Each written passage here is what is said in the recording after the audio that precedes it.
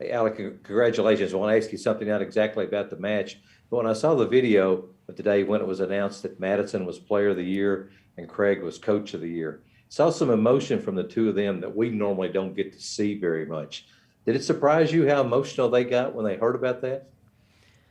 I don't think so. It's so deserving of them, and I think you work so hard, and this team's worked so hard, especially them too. Madison has been phenomenal. Obviously, Player of the Year, SEC Player of the Year, just so many accolades, and it's so deserving. So I think when you put that much work into it, it just really is emotional, and you get just flooded with all the emotions, and all the hard work is finally paying off. And same with Craig. He put so much time and effort into this team, and he sacrifices a lot to be with us. So I definitely think emotions were expected and definitely deserved. Our next question will be from Dick Gabriel. Go ahead, Dick. Speaking of emotion, Alli, this thing was close to getting away from you. How did you guys keep your cool?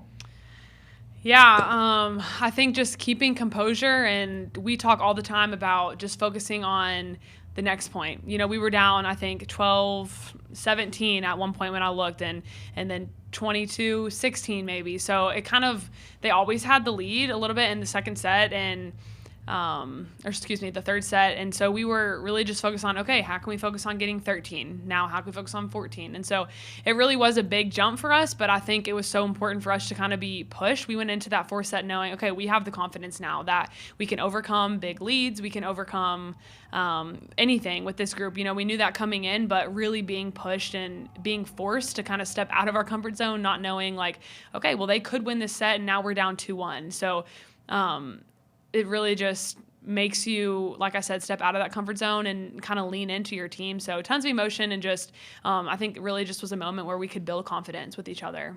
So how do you keep your cool now for 48 hours?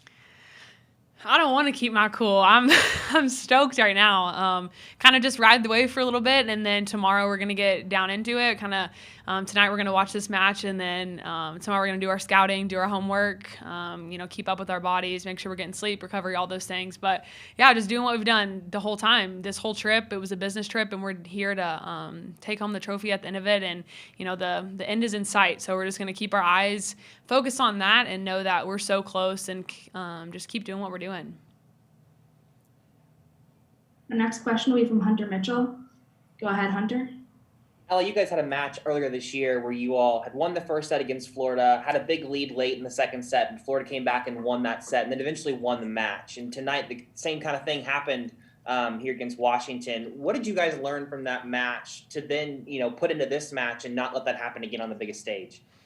Yeah, you're exactly right. We had been in that moment before, and it didn't go the way we had planned, which I think adds some fire and fuel under us to know, okay, we have felt this feeling before, and we know what it feels like to be on the back end of it, which is obviously not where we want to be. So that kind of added some fire, and just, I think also confidence. Like, we knew, okay, we can fight back. Even though we did end up losing to Florida that first night, I think we fought hard, and it ended up being like 15-12, and there was a big lead. And so even though it didn't end the way we wanted to, I think at that moment also built confidence to know that, okay, if we're in this position again, which we were tonight, that we can overcome it, and we can take leaps and bounds to overcome the lead and then end up with a win. So that moment definitely built confidence for us, and I think just gave us, the momentum to know that we can overcome it. Our next question will be from John Clay. Go ahead, John. Alli, Craig was saying that Washington, their obvious strategy was to make Madison dig when more dig, so she couldn't set up. When that happens, what adjustments did you guys make in your game? Yeah, I think that obviously setting, behind the setter, their offense, they did that quite a bit, and it was scoring. It was pretty efficient behind the setter. So I think, I know for me and Avery, we just talked about setting up our block a little bit differently to take away that shot that they were more comfortable hitting. We got a little bit better as the match went on. But yeah, I think we have great out-of-system setters, whether that's Gabby, Lauren, Raya, no matter who it is. We have people who can handle the ball, which makes it awesome. Whenever your setter does get taken out, most teams hit maybe negative numbers or really low, but I think our team's numbers are really high for if you're playing at this level, so up against a really good block. Obviously, when things are out of system, it's going one of two places, and the left sides get a lot of balls in those moments. So there's usually really good forehands in front of you. So having just any player who can out of system set the ball and handle it with confidence and ease just definitely makes it a lot easier and have a lot more confidence when Madison does dig the ball. Next question will be from Lincoln Arneal. Go ahead, Lincoln. Lincoln Arneal from the Omaha World Herald. During the end of that third set, I think y'all went a 9-1 run to close it out. Avery had 5 kills during that stretch. How much fun was it to watch her kind of take over and really take over the game and just kind of exert her will to lead you all back? Absolutely. It's so awesome just to see other people succeed, but especially her. She puts so much time and energy into this game, and I know it's been hard for her. She hasn't had an easy journey, but this year she has really given her whole self to this team, and not sure maybe how it's going to work out, but she's been battling some injuries and kind of her body. So she really just gives herself to this team day in and day out. And so it's just awesome to see her succeed and get, the accolades and awards that she deserves. So, yeah, definitely putting up huge numbers right now, which is awesome.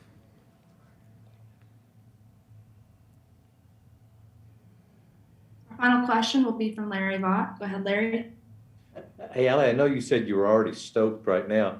But what's it make you feel like if I tell you that there's a volleyball watch party planned at Memorial Coliseum Saturday night? Did you ever think you'd see something like that at Kentucky for volleyball?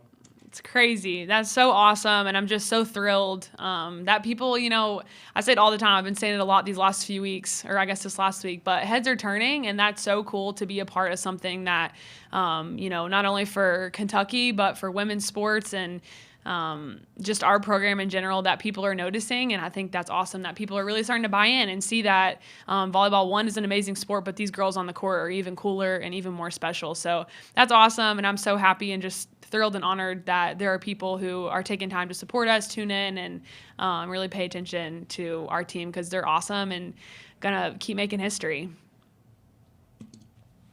Thanks. Thank you all. Thank you, Alli, for your time.